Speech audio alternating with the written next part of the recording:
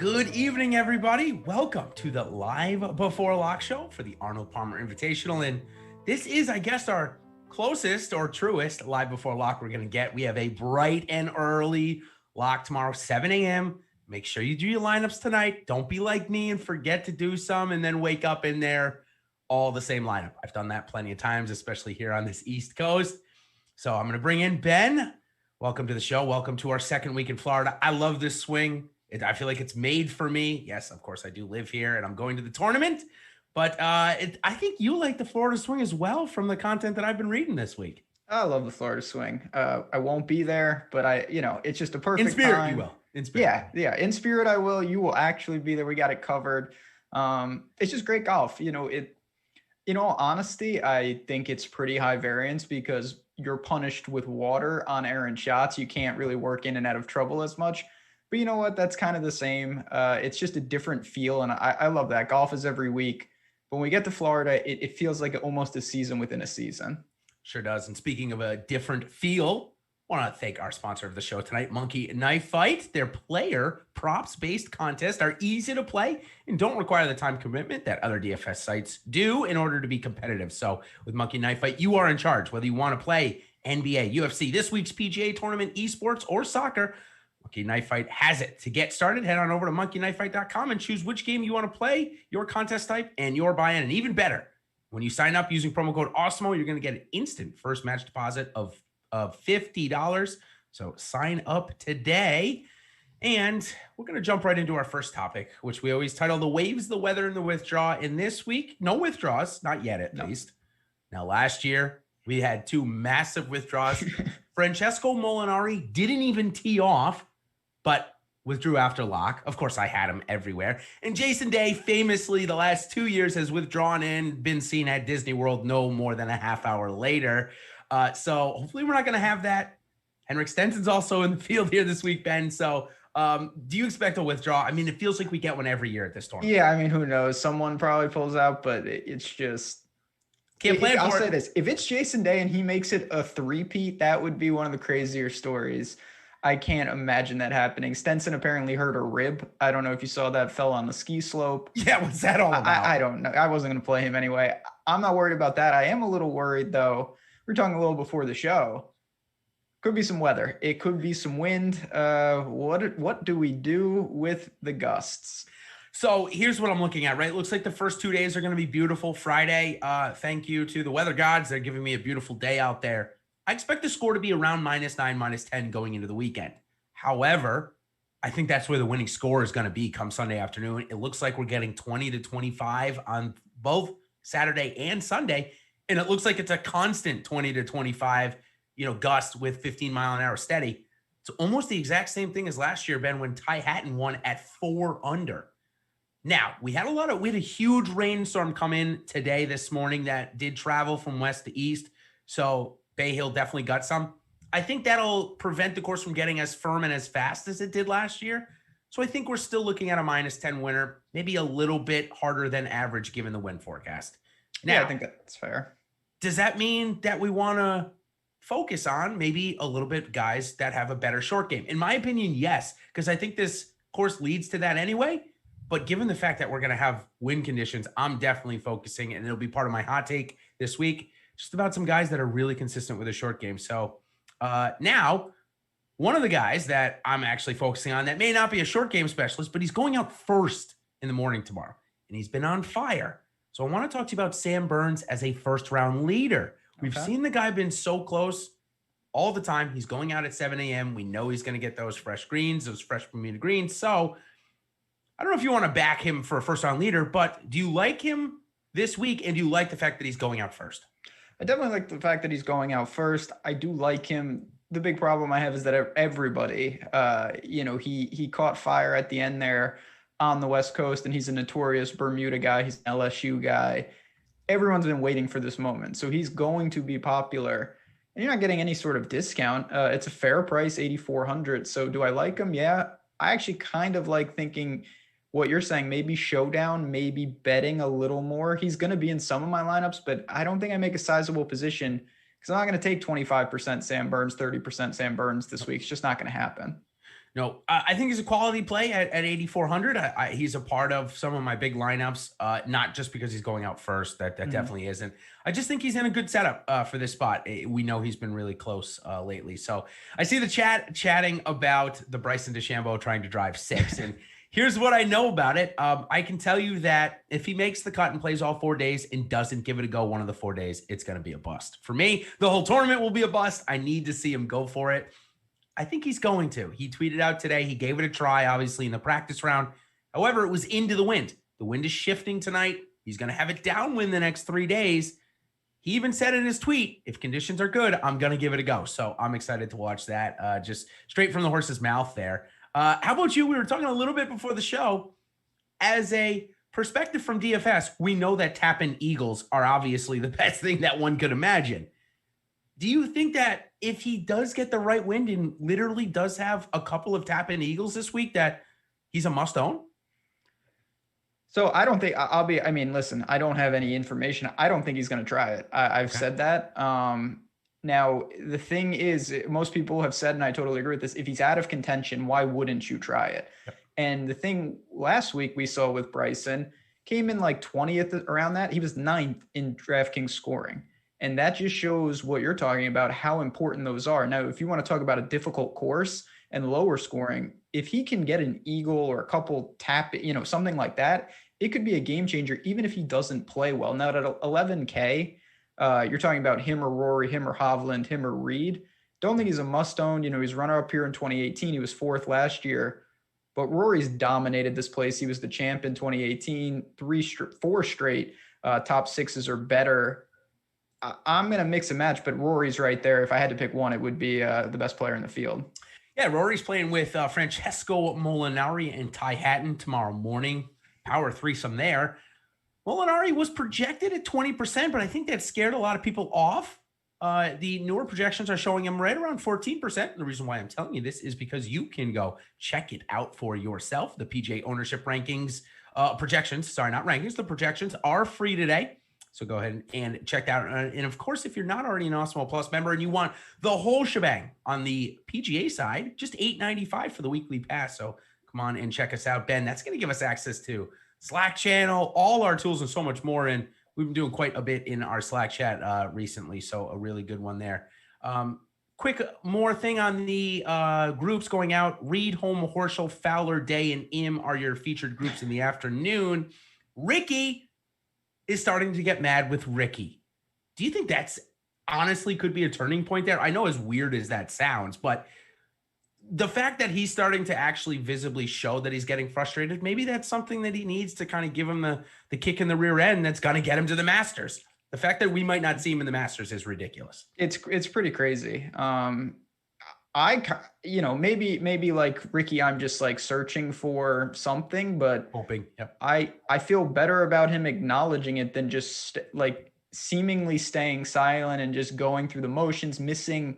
I mean, how many times have we seen Rickie do something where he misses a 6-inch putt, where he goes out of bounds? I like him kind of acknowledging that clearly some of this is mental and he's working through it. Does that mean he's automatically going to come out and play great? No, definitely not. But at this price point, Rickie is back in slight consideration after, the wheels have fallen off for him clearly lately. Same price and paired up with Spieth and DeChambeau in the first 2 rounds, which makes it a little easier for me going to the tournament to see 2 of my favorites there, Spieth and DeChambeau. It's Justin Rose, 7,800. There was a tweet earlier in the week from our circle there, ePat Golf, works over at The Score. He had tweeted out an Instagram post from Justin Rose saying that Sean Foles was helping him again. And that was not the case for the last couple of months. Rose had split with Foles. The fact that he's going back there, I think that's really intriguing, especially the fact that we got a second place out in Saudi Arabia, Ben.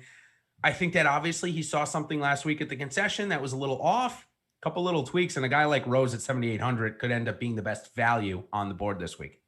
Another, similar to Rickie, but different with the risk reward. Rose has struggled. It hasn't been good for a while, but he's shown at least flashes randomly. He had a top 10 at the PGA. He was 3rd at Charles Schwab. I know I'm going back, but at least he's shown some form.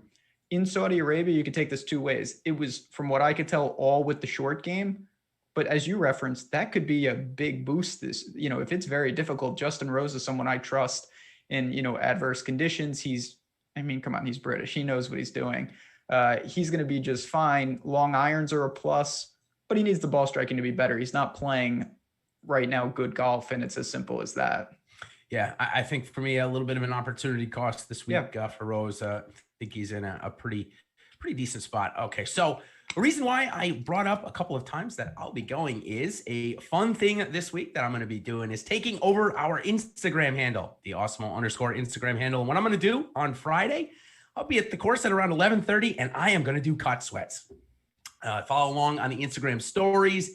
And what I'll do is I'll pick up the golfers probably around their second to third to last hole, golfers that are right around that cut line, and give you some updated to the second information and content there. So again, follow along the Instagram handle and Cut Sweat Friday live from the Arnold Palmer Invitational. That'll be a lot of fun for me and hopefully a lot of fun for you guys to follow along as well. And hopefully it all goes well, right, Ben? I mean, cut sweats are an integral part of PGA DFS and certainly the most, probably the most exhilarating thing that means nothing to the end result, obviously, in the end. So all right, let's move on to number 2. We've got a famous fade on this show. We did it for years. It didn't work. And I'm back doing it again. I am going back into the fade of Jason Kokrak. He's going to be 95% owned this week. It looks like, no, I'm sorry, not 95%. But it looks like he could approach 30% this week, Ben. I mean, have we ever seen this guy putt this well? And the answer is no. I know the answer is no. So he can't keep it up, right? It's going to end again. I mean, yeah, him and Billy Ho, I don't really understand what goes on. So it's funny, Kokrak, and speaks to the importance of ownership and the importance of trying to put these things in context. When I looked at that range at the beginning of the week, I actually liked Kokrak more than Kisner, more than English, more than Na. He's an aggressive driver of the ball, but the ownership is just outrageous for a guy that clearly is above his head right now with putting. He gained 8.2 strokes at Genesis, followed that up with 4 more. I almost said at Mexico, at Concession last week in Florida. As well, Ben. And yeah, I mean, it's just, that's crazy to bank on that. So he's playing pretty good golf, but I'm not going to chase that at that ownership. It's a easy underweight for me now. And that wasn't the case. If he was 7-8%, I probably would have got over. Yep. I'm coming in right around 10 to 13%. Same. And if you want to know actually what allocations are, a great place to check that is our new Pro Plays tool. So we did a lot of revamping over this last week internally, and these are basically what our allocations are for GPP format contests. So if you're interested, how much Jordan Spieth I'm playing this week, how much Bryson DeChambeau, it's a great way to check it out. We've also got, of course, Alex and Steve, all of our guys internally doing it. So check out that new tool. And of course, make sure you like and subscribe here to our YouTube channel. I've got videos coming out all the time. And as does Ben and Josh doing their contender video, nailing Colin Morikawa last week. Gotta love all of that. So the site nailed him. We were Colin Morikawa grounds. Like if you didn't get Morikawa last week and you follow our stuff, we don't know what more we could have done maybe in that regard. But again, be sure to like and subscribe so you get notified when we do come out with these things. So, Ben, is Kokrak your only top-end fade here this week? No, I wouldn't say that. So just looking up, depending, and listen, this needs to be put in context because he's great. Hovland's playing out of his mind. But, he's played twice here, T40, T42. I want to see what happens if it gets very difficult because he's dismantling courses. The one thing, though, his around the green is still not great. Maybe he's made some strides, but it's obviously not the strength of his game. If I think it's going to be brutal, or if I build some teams for really adverse conditions, Hovland won't be on those teams. So keep that in mind. I think when you're building, try to visualize what we're looking at. It's a lot easier if it's downwind for a guy like that. He can really go low, but I don't know if he's built to win a tournament like last year's. I found myself in I'll call it my Jordan Spieth lineup, if you will. Obviously, I wanted to get Spieth with Bryson. I want to see if they can wave off each other in the first 2 rounds. Third guy I threw in that lineup when I wanted to get that win equity, I couldn't find my way to Hovland because he was too expensive pairing with Bryson and Spieth. I went down to Ty Hatton, and I'm totally comfortable with that given the conditions. In fact, I guess a little tease of the one and done section. I think this is a perfect setup for him. He's terrible at majors, and this is one of the biggest events. Obviously, defending champ, not going to be easy to go out and win again, but I see nothing wrong with his game. The antics were out last week. I don't know if you were catching the PGA Tour Live segment. He took his putter and did his, gun shooting with it, his kind of trademark thing. You got to love it. Anyways, feelings on Ty Hatton this week? Listen, Ty Hatton's, he's a top 10 golfer in the world. Doesn't seem like that, but the stats actually back it up. The results back it up. This guy's a player, and clearly he loves Florida. He won this event. He was fourth here a couple years before that, fourth at Honda, a couple years, in 2017, good Bermuda splits, doesn't mind the weather. It's really just the big time tournaments where he's had some issues. He's thrived in these situations. You've got him and Fitzy there, and I'll throw in Sungjae. All three of them really check a ton of boxes in terms of liking these type of courses and really built for conditions that I think we're going to say. So Sungjae, you and I talk about this all the time, and last week it cost me like $25,000 taking Sungjae over Scotty Scheffler in my one-man lineup where I had Morikawa and Hovland. Brutal. I don't have to worry about that this week. Scheffler's not in the field, but I don't want to miss Sungjae's good week. And it looks like he was close last week, Ben, but he struggled out the back nine on Sunday. Other than that, if he had a 3-under back nine on Sunday, he would have come in the top 10. Instead, I think would he come in the top 40th because of a bad back nine, or top 30 maybe. Regardless, does that make you back in this week? You're totally fine with a mediocre week after a 2-week rest? I am. Sungjae, I was following him because I was pretty heavy on him, and he left some out there, no doubt, as did a lot of guys, but he had a couple bad 3 putts. I'd like to see maybe the game a little crisper, but at the same time, he is coming back. He's got to get the irons. He's lost in 2 straight, but the off the tee game was great. The putter's great. Loves Bermuda. Loves this course, it seemingly. I have no problem with him. You do have, Chad just brought up Decky. I think he's more of a wild card. I'm not going to say you can't go to him, but his game is all over the map right now. He's great with long irons, but I don't know if that's really Decky, anymore. He's not the same player he clearly once was. So another one, this is the top end fade section. Another one of my fades this week. Again, this is not, I'm going to have a 0% of this guy, but a 24% owned Paul Casey. When you've got Tommy Fleetwood right there, you've got Jordan Spieth right there, you've got Jason Day right there. I cannot get myself to pick 24% of Paul Casey. I'm closer to 10%. Pretty big fade for me this week. Listen, I think this is, again, where contest selection and the lineup working in conjunction with the other 5 players is super important. Paul Casey to me is the obvious cash play. Paul Casey to me is the obvious guy who's most likely to make a cut. I like Fleetwood. I like Spieth a lot. Day, I think, is fine. These are all really interesting pivots, great tournament plays. But to me, the upside is there, whereas Casey's more of a stable. He's playing good golf. I think this is a good fit. So I get where the ownership's coming from. It depends on the team. If I'm very aggressive, maybe I will plug Paul Casey because I'm really confident he doesn't kill me, but I'm going to roll the dice on Fleetwood. The irons finally looked pretty good. He just couldn't putt last week. And as I've said, as people have already alerted me on social media, I am stealing your thunder with Jordan Spieth this week. I like him. The more I dig in, the more I like him. But the question we've both asked, and I wanted to ask you, he's never played here ever, which is very surprising to me. So there's a couple of things, and this is a perfect segue into our leverage value. You mentioned Spieth and Fleetwood there. We'll start with Spieth. Perfect way to start. 7% owned this week. Now let's talk about why he's not here. All right. This tournament used to be, it's now what, the first week of March? It used to be the 3rd week of March for quite some time. 3rd week of March is within 2 weeks of Augusta. Maybe that's just not what Spieth liked to do. That's one theory goes, right? So why didn't he play last year? Well, maybe because he was just playing bad golf. And the other theory is maybe he doesn't like the golf course. Just because he doesn't like the golf course doesn't mean he won't play well at it. It's not like a Dustin Johnson scenario at RBC Heritage where clearly that golf course is not made for Dustin Johnson. That doesn't mean he doesn't go out and play well there at some times, though. Now that he's obviously sponsored by RBC, he kind of shows up there a little bit more, or at least in the last couple of years he has. So for me, I don't think it's a Dustin Johnson RBC type of situation. I think it really probably just was for the longest time, Jordan focusing on Augusta. Never really, he didn't play well at TPC, so he hasn't had great success in Florida outside of the win at of course, my home course here in Valspar. I'm not really affected by it, especially with the conditions on the weekend, Ben. If he gets through to Saturday, there's no better wind and element player in the world, in my opinion, than Jordan Spieth. So yeah, there's a couple things here, some of which I already forgot. It's amazing, but I will say I talked Spieth, too long. I'm sorry. No, my mind is just mush. Looking at Spieth when he was at the height of his powers, I'm sure he wasn't too concerned about API in all honesty. And now I think he's found something. He wants to get more reps. He's gained in 2 straight tournaments off the tee, and that broke a streak of losing in 15 straight. That almost needs to be said again. Like, yeah, 15 straight he lost 10. 15 straight off the tee, and now he's gained in 2 straight. One of them was Genesis. I couldn't think of a worse course for Jordan Spieth.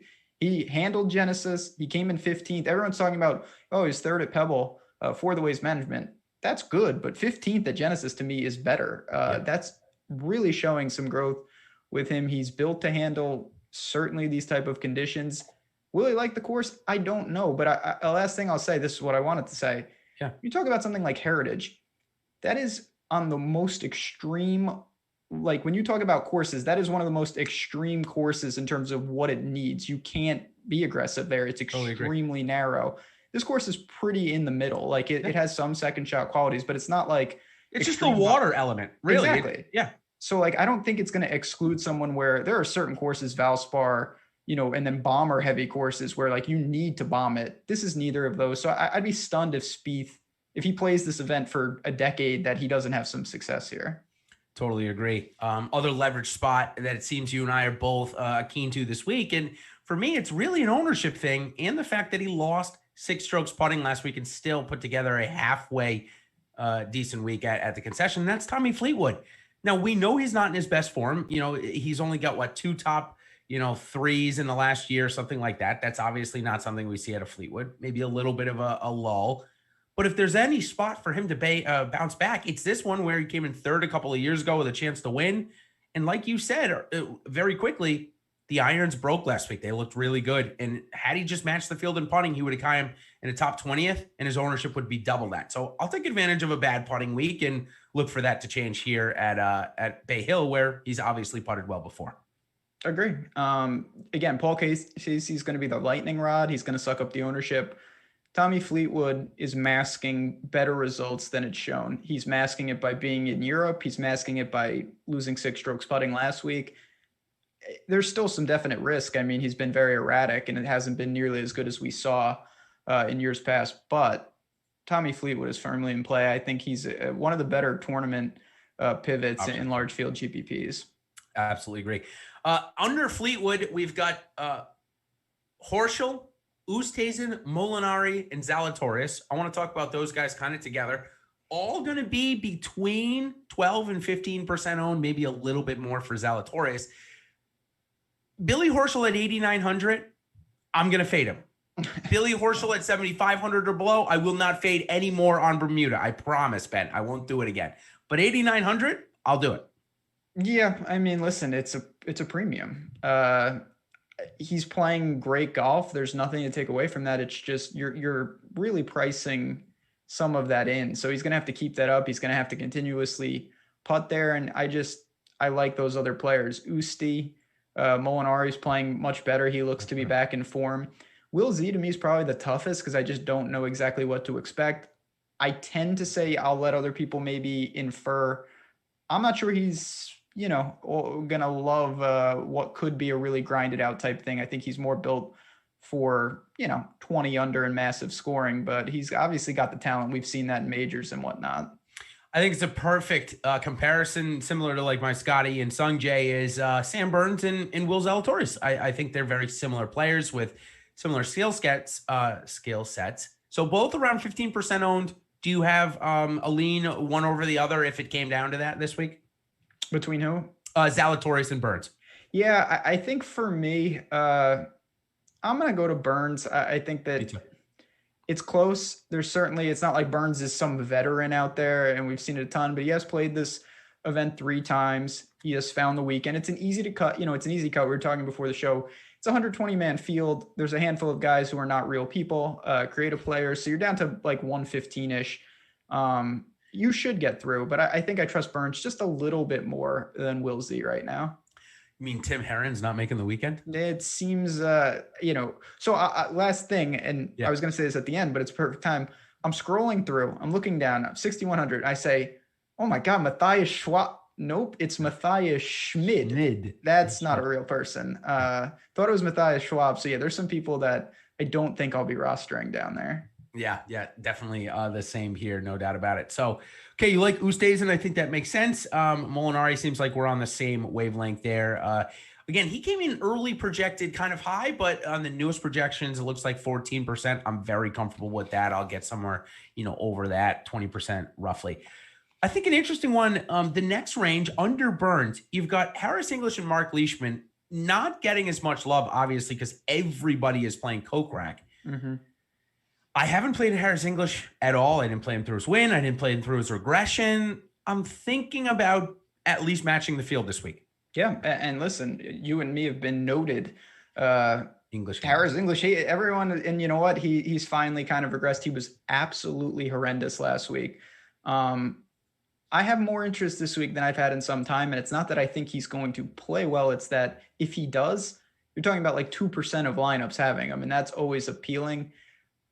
Outside of I'm talking about like drive the green, maybe. I really don't think the form warrants higher dollar, smaller field things. He's miscut 66, where he lost over 10 strokes tee to green. That's clearly concerning. And that's why I can't go super overweight, if at all. Yeah, I agree. Those stats look concerning. We know that he really relies on the putter. I don't love it. I would rather play Mark Leishman, I think. I think we've seen at least enough that we know he's healthy, and given the fact that we expect conditions to be on the weekend as bad as they were last year, that provided a -4 winner, Mark Leishman was second. So I think this could be a good setup for him. I mean, yeah, Leishman's another, as you mentioned, he's thrived here. He's an Aussie. Wind is not going to bother him. The game has come back. And to me, it's a kind of a dead range. I'm just going to rattle off the names real quick. English, Leishman, Kokrak, Kisner, Nah. I don't have a ton of interest in many of them. So, it's open for some exposure. Double Kevins. You don't always see that next to each other at 8,000s. Kevin Na, of course, he would be on my top 5 possible to withdraw from the event. Yeah.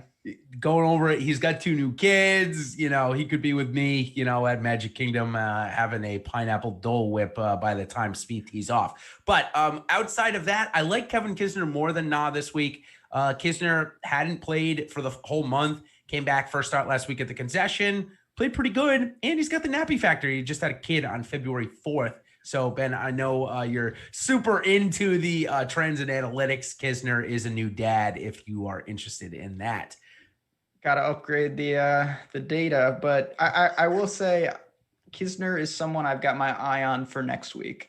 Okay, I like him. Yeah. I like him at Sawgrass a lot more than I like him here at Bay Hill. Fair enough. Got some millionaire makers on tap for that, so can understand why you want to save them. So before we go on, I want to turn your attention to Oddsshopper. Helped me out last week, especially with Morikawa. You got to get on that early. By the time it came around, he was like 30-1. But if you steamed him. Yeah, they did. And now if you use Oddsshopper, though, you'd have been able to find it early. So don't make a bet without shopping for the best odds first. Betting lines change by the minute. You can vary greatly depending on which book you are using. That's why it's important to use our Awesemo Oddsshopper tool to find the best line available on the golfer you are betting on and give you that edge you need to beat the house. Head on over to oddsshopper.awesemo.com, where we compile the best bets available for every golfer, updated in real time. And I can tell you, if you were using this, say, a couple weeks ago, maybe it was a little buggy, all those bugs are fixed. Every line that you would want, winner, top 5, top 10, top 20, first round leader, it is all there for you. So oddsshopper.awesemo.com. Ben, listen, this is our favorite segment, Make the Cut. We get to rattle off guys that I think are going to play all 4 days or going to be trunk slamming after 2. So let's go with 2 guys that we've already talked about. I think you and I both think they're going to make it through. Justin Rose and Rickie Fowler. I think they both play all 4 days this week. I do too. Listen, they've been on the it's been a struggle. Outside it's looking in recently. Absolutely. But you know what? This is a easy cut to make. There are some signs, and they're both in my player pool. So I'll keep it at that. I do think that they can manage this cut. Me too. At least Rickie made the cut at the Genesis. Again, that's a step in the right direction. The putter, Rose, too. Finally. Yeah, finally. Hey, he went to the old putter. He's done with that. wanted to bring that up to you. I noticed that he was back to his old putter. Thank goodness he got rid of that mallet style. So trending in the right direction. Okay. A guy that was in the optimal lineup here last year, believe it or not. I was surprised when I saw this. Taylor Gooch, 7,800. I think he makes the weekend, but not part of my big players. It's no coincidence. That assures. I was trying to think, how did I do last year here? It couldn't have been good if he was in the optimal. No chance that I played him. Listen, he's someone that I used to say he can get crazy out with the irons, and I'm sure that's still true. That hasn't happened in a while, though. The game's just been very blah. So can he make the weekend? Of course. Yeah. Firmly like Cameron Davis over him, and I actually like Rickie and Rose over him as well. I do too. I like all of those guys, including Gooch, over Cameron Tringale at 12.2%. As good as he's been recently, no thanks. Correct. We are in sync, and that's the theme of 2021. This show, we're pulling the same direction here. Cameron Tringale playing fantastic. The irons are good. I think this is a little step up. I'm going to pivot directly above him, and I know he's on the list. Lanto. I'm becoming a Lanto guy. He actually struck it great last week. He couldn't putt, and that's a great sign because he's a great putter. So I think the game is trending upward for Lanto. Was watching him. He was on that team with Morikawa, Hovland. I went low with Van Rooyen, who we'll talk about here in a couple minutes, and Griffin. And yeah, like you said, Griffin struck the ball incredibly well. Didn't make the short putts, was okay mid-range. I think his short game, he's shown us that he actually is one of the best on and around the green on the PGA Tour. So I think that'll help him. I'm firmly in 5%, 15% for me. It's an easy 3X spot. Obviously, with that, I think he's going to make the weekend. Wouldn't play him, of course, if I thought he wouldn't. I'm out on Cam Tringale. Shane Lowry is not doing it for me. I think he packs it up. I think he's one of maybe the more notorious players. I wouldn't say better. He's not playing great right now, but I'd say he's one of the more notorious players to head to Sawgrass a little early this week. Yeah, I mean, he's just not in great form. Now, he is built for like crazy conditions. We've seen that time and time again. We haven't seen anything from him. He was awful last week in the important facets, lost 6 strokes on the approach. Yeah, and for him to get to the conditions, he'd have to make the weekend. Correct. And I just don't think he's going to do it. So, okay, let's move down to the list here. I see some good names coming from chat, and they are on my list. So you guys must be getting the notes here before or something. But Brandon Grace, last week's winner. I mean, great story, Ben. Don't get me wrong. Found him in like maybe 5 in my 150 lineups, maybe close to 10. So somewhere like 5 to 7%. I think it was, given where he's been mentally the last, obviously 2 months, losing his dad to COVID. I think I'm going to fade him. Even coming off of a win, I just don't know that it's a great spot. And I'd like to see him go out and come in the top 20 again. Then I'd be like, oh, maybe the good Brandon Grace is really back. But we've seen like Graham McDowell. He went on to win Puerto Rico, same situation, and kind of disappeared. I sense that with Grace, unless you're going to talk me out of it. No, I'm not. I mean, it was good to see him play well in Puerto Rico. I don't know that it's going to translate into a big run of form. You've got Bez right there, who, if he survives off the tee, he's another crafty short game player. South Africans, man, I don't know. That's one country that they produce some very difficult golfers to break down. So I think Bezzy, he's next on the list. Christian Bezuidenhout, he's a big play for me this week. I saw last week he mitigated his strokes gained losing off the tee. Didn't putt all that well. Everything was okay. I think that this golf course is a lot less demanding off the tee than the Concession was. Plus, he's already come in the top 20 here last year. I just think he's a really quality player. And when the conditions get bad over the weekend, he's a guy that I know can weather him given his short game. So he's a big play for me this week at 7,500. Yeah, I mean, you said it. He correlates well with like Spieth and those types that, he's got to hold it together, and then he's built for those things. He's a very good short game player. So he would probably be my preferred target in a range that I'm not really sold on either. Adam Hadwin's in this range, and chat just brought him up there. What do you feel about him? It's been okay. He's kind of one of those guys that I feel like he's in a top 40 rut. He's making the weekend. He's getting paid. He's living a good life, but I haven't seen the upside from him in a little while. Feels like, the Zach Johnson, like fringe cash play, because he does make a bunch of cuts, but he doesn't do anything. Yep. That's not what I'm about. I would much rather play Corey Connors. I'd much rather play Noren, which We're going to get there in more in depth, but Alex Noren once again has weaseled his way back into my lineups. Oh boy. So I'm going to guess that Alex Noren is obviously going to be hopefully making the weekend. Yeah, hopefully. Who knows though? That guy. I mean, do you like him? He sticks with the theme that we're kind of talking about. So I think I would rather play Andrew Putnam at the same price. I feel like they're similar golfers now, but Putnam's it's going to be week 5 in a row. Granted, he's had 2 top 10s in that 5-week span. You're taking Noren over Putnam? I take it. I am. And then I got 2 other guys that I'm definitely playing over both of them that I'm going to ask you about next. Norlander. No, it's actually I'm going safety. I believe these next 2 players again. This is where contest selection, again, I hate to beat a dead horse there, but for me, in the higher dollar stuff or more cash-centric contest, Ian Poulter and Brendan Todd at 7,300, lower ownership, I think those guys breeze through to the weekend and can get me inside the top 20. And that's what I'm looking for, say in the $500 or the $1,500 this week, whatever it is. I think I can pair those up with some win equity up top and get 6 of 6, and that's what I'm trying to do this week.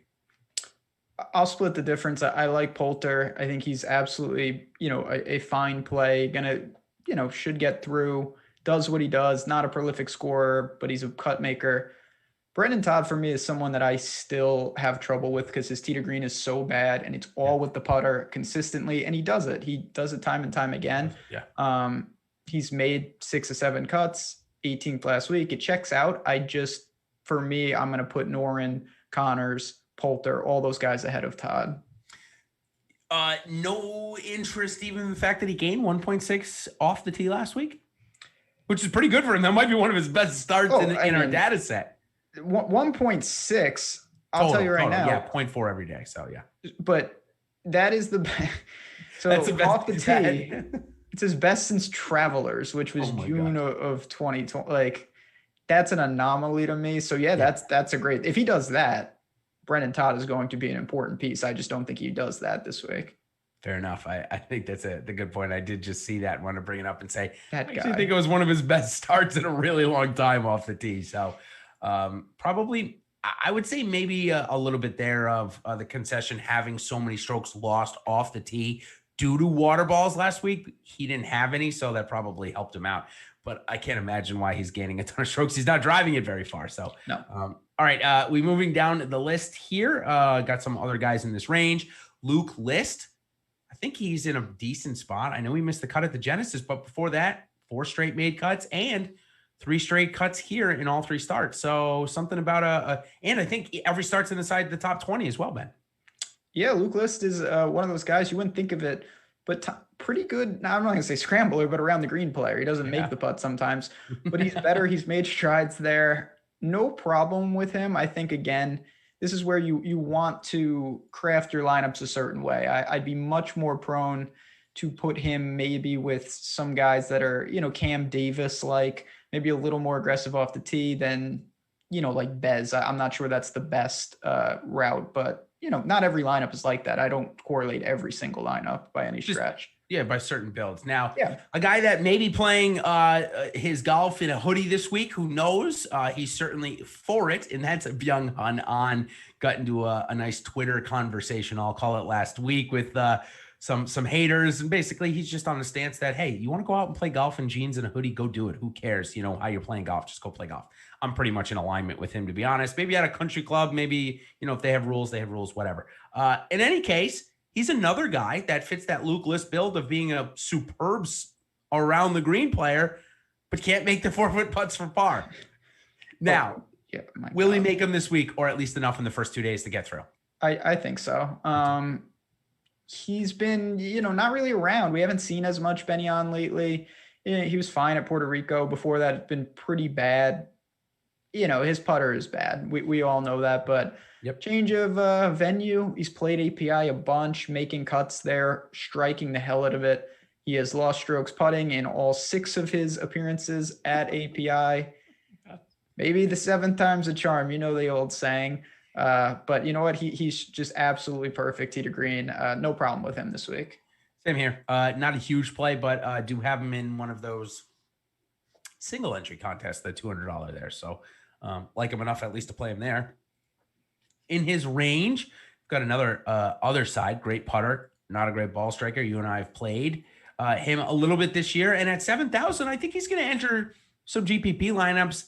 Maybe not a higher dollar, maybe slide him into like the $100 contest. JT Poston, 7,000. Yeah, he's more on the outside looking in for me. Guys, erratic, and that's a good thing down here. Wyndham Clark, though, is the same price, and Wyndham Clark is not erratic right now. He just makes cuts. We've been playing him the whole year. He's just good, so I'm not going to stop now. Yeah, the only thing with Clark that I'm concerned about is he mentioned the back problem at the Genesis that creeped up. So because he's only 8% owned, I feel like I can take a little bit of a wait and see. Obviously, he had a chance to win the Honda a couple of years ago as one of his good starts, so he likes Florida. I might just wait, honestly, for the Honda to play him again. Let's see the back. Let's see him get through, play 4 rounds. Let's see, make sure that back isn't actually a problem. Charlie Hoffman and Emiliano Grillo. What do you make of Grillo in this type of format, given the conditions? And is Hoffman, are you ever going to play Hoffman again? Yeah, I think I might have to. I mean, Charlie's starting to find that form. When he does, it's amazing. When he doesn't withdraw, he's actually quite good. Pretty good. Yeah. And he's another guy. I think he has everything that I kind of want. So don't mind it. Before I answer Grillo, I'm just going to say, as I always do, yeah, it's good to have. We got a lot of people in here. We got a loyal following. We were just talking the other day at how great it's been to grow this product. You guys have been amazing in chat. If you can hit the like button, though, before I talk about my man, Emiliano, really helps us out. Subscribe to that channel, as Jason talked about. We're building up, doing some really fun things here over at Awesemo. We want you guys to be a part of it. I wonder with Grillo if he can handle, I mean, if you can't hit greens, like if GIR is down across the board, he has no chance. He can't scramble whatsoever. So it's got to be better conditions. He is talking about a first round leader, quick starter here. He's had miraculously good starts at API. The best of the weather is early. He's the type of guy that could have a really good start and then maybe fall back a little.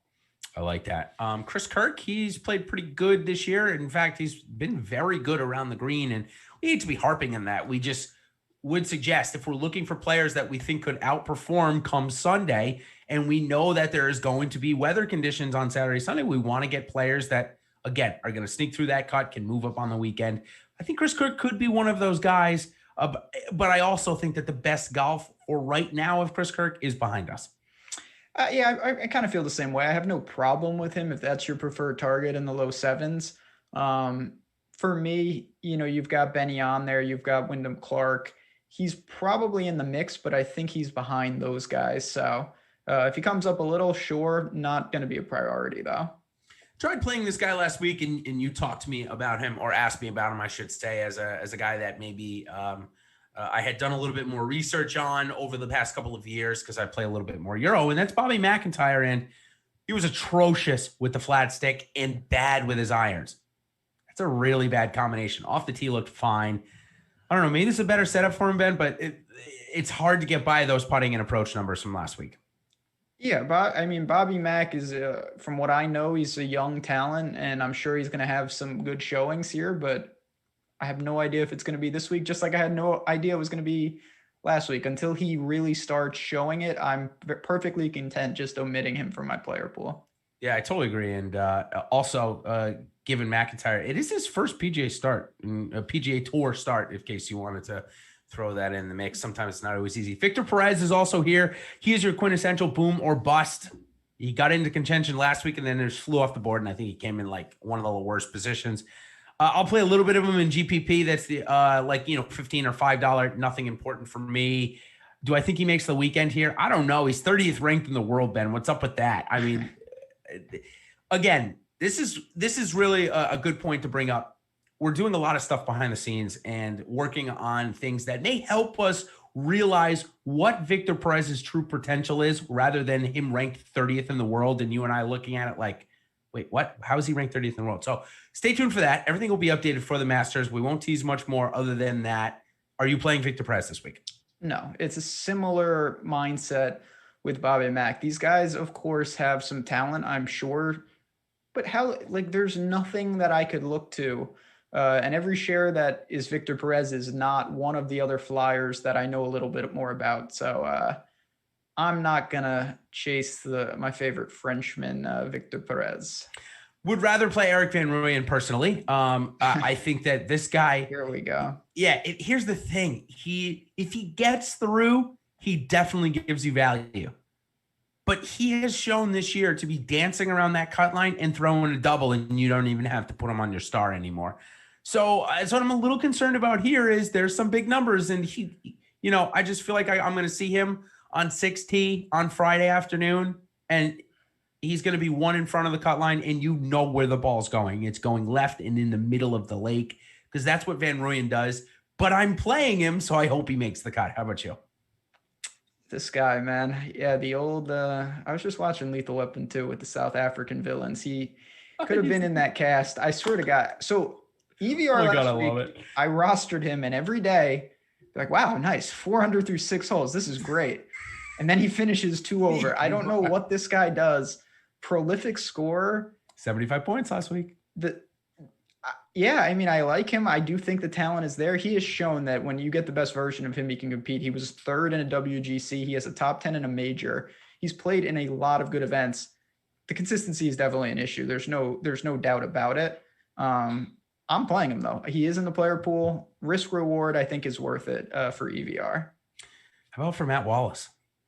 All right, so he might be – I mean, this is more your account than mine. Matt Wallace might be broken right now. He's not playing well at all. What's going on? He blew up in Puerto Rico, let alone a good golf tournament. Yeah. I mean, this is a guy who had a top 5 at a major not that long ago. He's had some good showing. He was 6th here in 2019. I know it's in there, but right now he looks a little lost. I'm a little concerned about playing him. Zach Johnson's best starts have been when the conditions have gotten bad. RSM Classic is the thing I can bring up most recently. He hasn't missed a cut in nine tries. Hasn't missed a cut here in, I think, the last 7 years. So I threw him in on a contest where I think 6 of 6 with maybe the winner and a top 5 has a chance to win me a contest this week, like the $500. So I put him in my lineup there because I think he's safe to get me 4 days of golf. Yeah, that's fair. I mean, he does what he does. Upside probably cap, but you're really soaking up a ton of made cut equity. Neesmith is there. I was going to ask you about Neesmith. Would you rather play Neesmith over Johnson this week? I think in tournaments I would, because there is a chance, and I think it's doubtful, but other people seem to think it's not as doubtful, that Neesmith maybe really has found something. The ball striking's been off the charts. I think there's a pretty big step up, but if he handles it, maybe you get a big showing from a guy that is starting to creep up there. Yep. Yeah, I agreed there. All right. So anybody else in the make the cut section before we go down to our deep dives here? So I do want to ask you, I mean, what are you doing with, we talked about him at the beginning of the show. 2 guys, actually, 1 and 1. One, are you going to mess around with Stenson? I mean, in theory, this is a great course, but I don't know if Henrik Stenson is Henrik Stenson anymore. Oh, man. So I was actually going to think about giving him a go. And, I thought maybe this might be a decent spot to use him again. But, dude, he fell down on the ski slopes, and he said that his ribs are injured. Like, that sounds really terrible for a golfer that isn't 23 years old anymore. I mean, the guy's 45 or maybe even more. I shouldn't say that. I think I'm going to look it up before I get in trouble here, how old Henrik Stenson is. I said 45. He's 44. All right. Not bad. I'll give myself credit. Yeah, it counts enough. Plus he was born April 5th. So really almost 45. In any case, I'm out on Henrik Stenson. The injury for me is a little too much. We haven't seen him come in the top 10 in a really long time. So I think it's an easy fade for me here. And last guy, before we dive into the sixes, to me, this is another fade. California guy, flashed, almost won. You playing any Maverick? Yeah. For me, I'd rather go to Luke List. That's why it was easier for me to get off of him. Yeah, no, I'm same way. I'm not going to play him in Florida. Yeah, I agreed. So, all right, let's go into our deep dives before we give our one and done, and then our hot takes, which have been absolutely fire recently. I feel like Geez, we should stop doing them for a little while because they've just been so good, and I don't want to end the run. But also, make sure you stay tuned for Chris Baggs and Greg Ernberg on our late NBA show for the late slate. Let's see. I'm not sure how many games are on tonight, but I know that games on games. Yeah, I know that even if they have won games, they've been throwing out great showdown contests. So it's really good. I approve, of course, as a shareholder of DraftKings, I approve of what they're doing and love the content that Greg and Chris are giving us. So stay tuned for that after our show. So, okay, let's go into the deep dive section. I've seen a lot of chatter that's saying people love the under 7K range this weekend. I will say there are a plethora of options here that I think could end up good plays. I want to start off with two 6,700 guys. Keith Mitchell is working off of back-to-back top sixes here, a fifth and a sixth. But both of those, Ben, well, one of those was after his win at the Honda, and last year was also after a blow-up at Honda. So he's had a week before in Florida to kind of get going before the good start. Does that mean you're off of him here? I am. Again, at this price, I don't mind it because if he makes the cut, he'll return value. I'm banking on some of these guys, though. Killer Keith's around the green game is horrendous. He murders the ball, scores a lot, and he's had some very fortunate putting here, and particularly with Bermuda. I don't love it, though. I'm going to get right to it. We've got other guys right there, particularly Sebastian Munoz, who 6,700 is just too low of a price for this guy. May not be a superb course fit here for him, but at 6,700, we know the guy can score, and he's playing good golf. The last 2 weeks, he was kind of in the mix. Maybe didn't put it all together, but a T22 at Concession, which I think is a harder golf course than this. So, yeah, I'm playing him. He's in a big spot for me this week. I'm playing him roughly 15 to 20% in GPPs. I think he's one of the better golfers under 6,900. We said we like Van Rooyen. I like Zach Johnson as well. But going down even further, 6,700, Munoz would be my first click in this range. A couple of more guys. We've got Cam Champ. Can I talk to you about Cam Champ for a second? Oh, please. Is he going over the lake like Bryson? I hope so. That might be the only thing to get him through the cut. But he has had a miserable year, Ben. I mean, starting with hitting the flag at the Desert Classic after he was 4 under through 5 holes and then made triple and missed that cut. Got snowed in Houston, missed the Genesis. Hasn't made a cut really since that. At the WGC last week, he didn't look great. But I'm playing him. But all that means I'm playing him. Missed the cut here both times. I don't know. 6,600. I can't get away from it. It's like the falling knife. I'm going to give him one more chance like I gave Doc Redman 2 weeks ago. I'm done with Doc, even at 6,400. I'm done, Ben. But I will I'll give Champ one more go. I mean, Champ has plenty of room. He's lost strokes in 100% of his events in 2021, putting, that is. So it's like, okay, if he doesn't do that, where does he go? He has gained off the tee. His irons have been so-so, and his around the green's been terrible. So you got to shore up the short game, and if he does that, he's going to be just fine. If he doesn't, could see more of the same. I think that's a worthwhile risk. You don't need a lot. He's a guy like Doc Redman who I know you're trying to quit. I'm trying to quit him, but him and Straka are sitting there at 64. These are names that you at least have to consider if you're going very aggressive up top. So our buddy Eric Lindquist, our NBA guy, he's got a couple more, not just NBA as well. He wants to know, Ben, is Joel Not Your Day Man broken? I don't know. You should be psyched. There's a new Mortal Kombat movie coming out, apparently. Ooh, so he's got his Raiden hat ready to go. But the putter, another guy, he lost 4 strokes at Genesis. And really the only thing he's doing is off the tee, kind of like Champ, just to a much worse extent. I don't hate it by any stretch, but I think it's kind of reach. He was great here last year, though. That maybe was when he was in better form. Dalvin probably more on the outside looking in. He could make the pool, though, just not a priority. Yeah, and I just saw chat mention possibly a little bit of ownership going to Cam Champ's way. I can tell you that us here at Awesemo on his update, yeah, that's what he's got at 14.9%. Yeah, that's a no. I don't know if, oh man, I'll probably end up playing him in the $500 now and maybe fading him a lot in the $15, but 14.9%, that says to me that It seems like maybe the Sharks, if you will, are looking to him as kind of they did to Luke List a couple of weeks ago in this similar spot where you and I were like, what? Luke List ended up 15% owned? How did that happen? Maybe a similar thing with Cam Champ. But at that same price, Doug Ghim is sitting right there. I mean, I know we're done with the West Coast where I think you and I like him better. But that doesn't mean his game is in bad shape. I know one bad miscut. He could be a decent pivot off of Champ and GPP formats. Absolutely. We still don't have a ton of info on Doug Ghim. I think that probably not the best stretch of golf for him is going to be in Florida, if I had to guess, but we just don't know. And when you don't know, that can be a good thing. And I'm willing to do that here. You're really not taking a huge drop off. Champ is struggling. So if you're going to pivot, you're not sacrificing that much. Living at the golf course has proven to work the last 2 weeks on the West Coast for Maverick McNeely at Pebble and then Max Homa at LA. I don't mean live there. I mean member, Max Homa, maybe not even a member. McNeely definitely lived there. Homa lived near Riv and played Riv a lot growing up. Charles Howell is I know he's from Augusta area, but he has a house there in the Orlando area, I believe, said he was a member at Bay Hill, has talked about how important Arnold Palmer in this tournament is to him. He hasn't missed a cut here in, who knows, probably 40 years.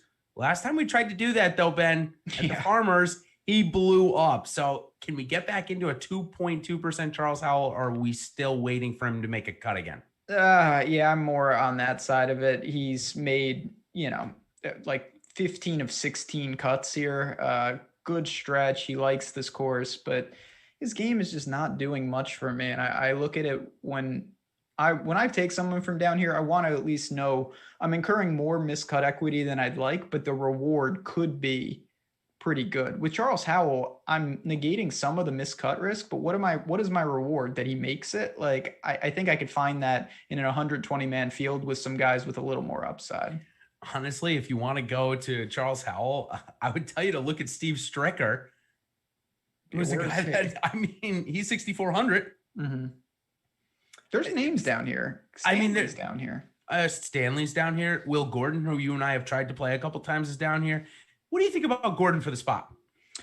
Yeah, he's interesting because he's a guy that has shown certainly some abilities with the putter. And from what I've seen, he's short samples, but it seems like he's pretty good with long irons. And there's a lot of them at Bay Hill. So I don't mind that. I'm going to throw out one more, though, before we get, we're going to get to some one and done and some bets. What about Cameron Percy? He's playing pretty well, actually. And the ball striking is very impressive. I think I have to play him a little bit this week because he's shown everything that's good. He's at 6,500. He's going to fit those builds where you're trying to get three guys above 9K in. So, yeah, in the $5 drive the green, $15, whatever that's called, resurgence, I think maybe. Yeah, I'm in a little bit. I'm not going to lie to you. So, all right, let's go to the one and done. And last week, tried to play Xander Schauffele. That didn't work for me. I was a week early on Colin Morikawa. I picked him for the Genesis. I'm going super safe here this week. I'm taking Ty Hatton. I need a good start. Tell me I'm wrong to do that. No, I tried that last week. I should have. Did you? Morikawa was there for me, and I could have, should have, would have. So frustrating, yeah. I'm doing a similar thing. I'm going to Fitzy. Okay. I think in some regard, there's a lot of options. You've got Hovland up there. Of course, you could play Rory if you want to burn him. I certainly do not. I think that, again, it depends what you want to do. Spieth is there. Casey is going to be very popular. There are names. For me, Fitzy, though, he loves this course. I don't care about burning him. I just want to get rid of him and stack up some money. I think he's got a fine chance to do well, but at the same time, I feel very confident he cashes a check at worst, and that's always part of it to hold it together. I tried to short Tony Finau last week, thinking maybe it wasn't the best spot for him, given the fact that he did not get it done yet again. He ended up playing okay, had a bad Sunday, but he did end up taking down Daniel Berger in the week long. We ended up pushing the John Rahm against Tony Finau in round one bet because Tony Finau made this like 14-foot par putt on the 18th hole. That was ridiculous. Slider, of course, that's how it goes. So my bets of the week maybe didn't pan out as good as I would have liked them to, but we're going to get back at it this week. So I'm going to let you start us off if you've got a good one. Yeah, so again, I will say real quick, if you're looking for more outrage, me and Jason both have plenty of content, short form videos that are posted on YouTube. Me and Josh talking our favorite bets, Jason talking fades, sleepers, best bets, everything that you want for that. But I'm going to look for what we're talking about here, which is more head to head. And I'm just going to go. There's a couple different options of where you can go. You can find some real buffoons. You can find premier players. I'm going to go kind of in the middle, I guess you could say. Okay. And it's nothing personal. I like both these guys, but I just look, I'm going to go to Sam Burns. He is a slight favorite. I see -120 over Cameron Tringale. And I just feel more confident in both of them are going to be chalk to some extent. I just feel slightly more confident in Sam Burns putting it together here. Tringale is doing it with the irons. If you're going to give me a pseudo toss up there, I will go to Burns in that spot. And then one other one, I hate laying this much, but if you shop this price and you find a better number, where is he? It's Corey Connors against Matt Wallace. It's upwards of -170. I don't know if I would lay that much. I'd have to run a little more, but Matt Wallace to me is really struggling. Corey Connors is an elite ball striker. If you're parlaying, if your book allows something like that and you're trying to string one together for like 3 balls, Corey Connors is a name to at least consider. So I think you brought up a good point when we're talking about head-to-head betting, and we've got a couple of minutes here. I just want to bring this up. Sometimes it doesn't even matter who you're betting against, or who you're betting for. It's who you're betting against. If you're shorting a guy like Matt Wallace, as long as it's somebody halfway decent that's made a couple of cuts recently, like Corey Connors. In fact, Corey Connors could just beat him in 2 days. It doesn't even have to be all 4, of course. So definitely like that. Shorting Matt Wallace, great way to do it. For me, I found 2. I think you mentioned Will Zalatoris. You didn't think it was a perfect spot for him this week. You thought maybe the conditions could get the better of him on the weekend. And the guy that I think helps in these conditions is Francesco Molinari. And he's basically even money, depending on, of course, what book you use.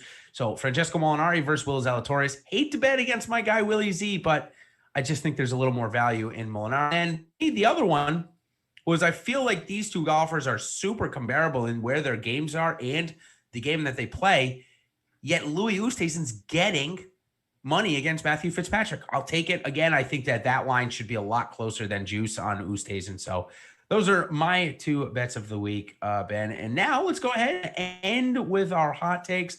But of course, it wouldn't be before our hot takes. We didn't ask you guys for a couple of likes. And of course, if you aren't subscribed to the channel, make sure you are. My hot take is I'm going with the short game theme. Ian Poulter, Poseidon Dude, and Brendan Todd, all going to be in the top 20 this week. If your book allows you to parlay it, go ahead and do it. But in the top 20 by Sunday, all at 73 to 7,500. Love to roster them on DK altogether. Oh boy, what to do here? I want to say I really do with Spieth, but I'm not going to do anything crazy. I'm going to go to a similar guy with Spieth, just in the sense of I think the upside's there, but the risk is there. I'm going to say that Tommy Fleetwood is slowly streaking up here. I'm going to call for Tommy Fleetwood to come in the top 5. I think he's got that ability. I'm not going to say anything crazy. The putter, though, like I said, I just want to repeat, he lost 6.5 strokes last week. The irons were positive. Long term, this is a good course for him. I feel very confident that he was 3rd here in 2019. He's made 3 or 4 cuts here. Tommy Fleetwood gets it back in business and contends this week. That's where I'm going for our hot take. There it is. I love to hear it. He wins. Yeah, and man, please not. Please don't. Sorry for the chatter that is asking for that. That's not what I'm rooting for. But listen, we've got a great week on tap next week, a dual millionaire maker. So I want to thank Monkey Knife Fight, of course, for sponsoring this. But yeah, 2 millionaire makers next week for the Players Championship. Again, cut your guy, Jason Rouslin, at the Arnold Palmer Invitational on Friday afternoon. I'll be doing the Instagram story, so make sure following the Awesemo _ Instagram handle. And we will see you next week for the Players Championship. Good luck this week at the Arnold Palmer Invitational.